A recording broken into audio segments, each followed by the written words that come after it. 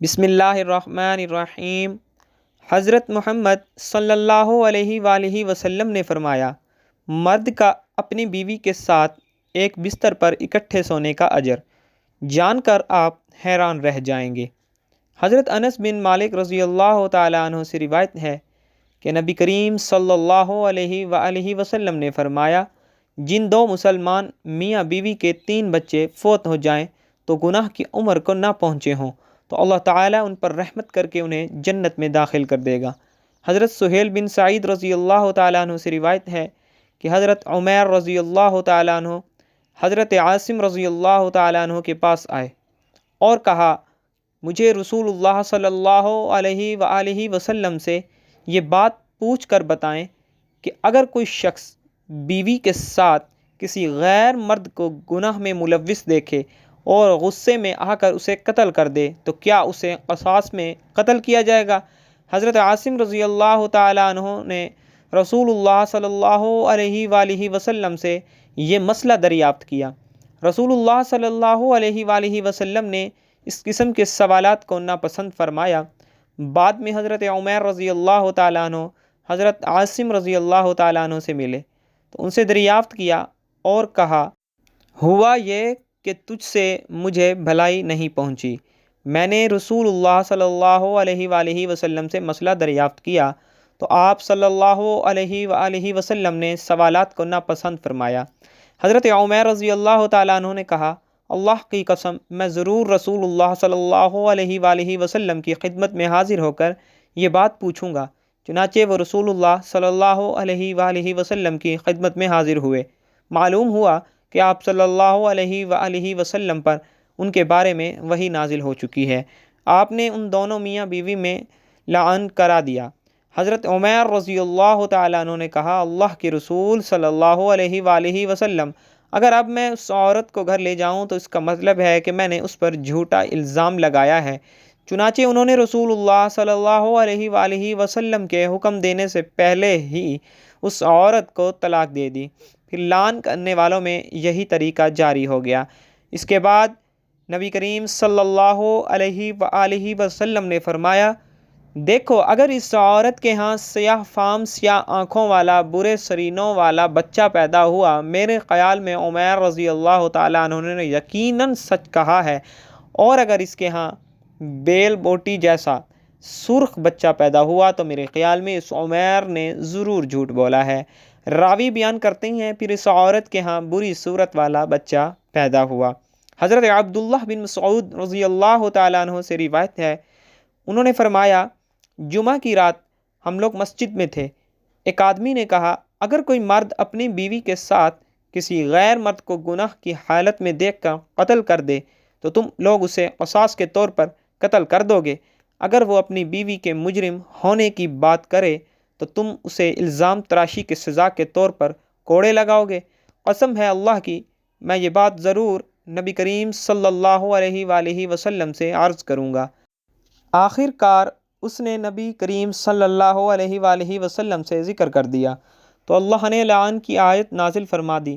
اس کے بعد اس آدمی نے آ کر اپنی بیوی پر الزام لگایا تو نبی کریم صلی اللہ علیہ وآلہ وسلم نے دونوں میاں بیوی کے درمیان لعن کروا دیا اور فرمایا، شاید اس عورت کے ہاں سیاہ فام بچہ پیدا ہو۔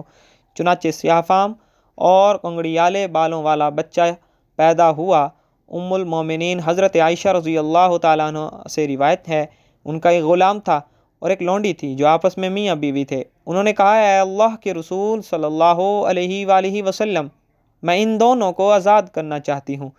تو رسول اللہ صلی اللہ علیہ وآلہ وسلم نے فرمایا، اگر تو انہیں آزاد کرے تو عورت سے پہلے مرد کو آزاد کرنا۔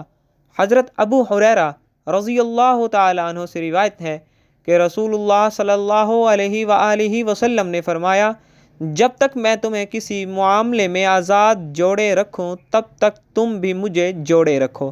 بلا وجہ سوال نہ کرو، کیونکہ تم سے پہلے لوگ اپنے انبیاء علیہ الصلاۃ والسلام سے سوالات کرنے اور پھر ان کے کام کی مخالفت کرنے سے ہی ہلاک ہوئے۔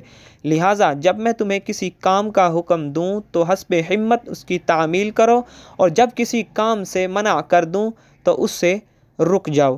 حضرت ابو ہریرہ رضی اللہ تعالیٰ عنہ سے روایت ہے کہ رسول اللہ صلی اللہ علیہ وآلہ وسلم نے فرمایا، جس نے میری اطاعت کی اس نے اللہ کی اطاعت کی، اور جس نے میری نافرمانی کی تو اس نے اللہ کی نافرمانی کی۔ عمومی احوال میں شریعت کا حکم یہ ہے کہ میاں بیوی ایک ہی بستر پر آرام کریں۔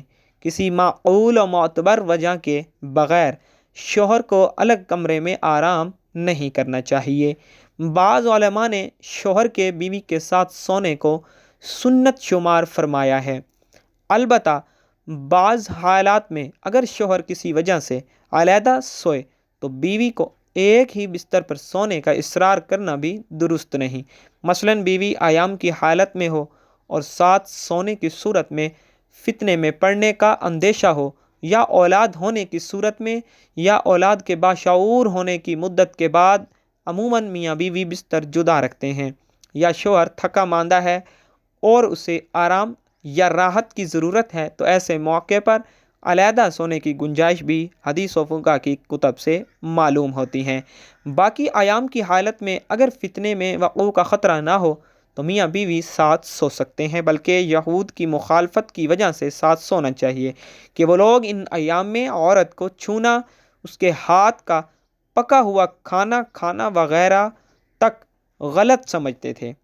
حاصل یہ ہے کہ اس سلسلے میں میاں بیوی کے درمیان اتفاق و مفاہمت ضروری ہے۔ اس طرح کی معمولی باتوں کو جھگڑے یا پھر افتراق کا باعث نہیں بنانا چاہیے، بلکہ دونوں کو ایک دوسرے کے حقوق اور اوزار کا لحاظ رکھنا چاہیے۔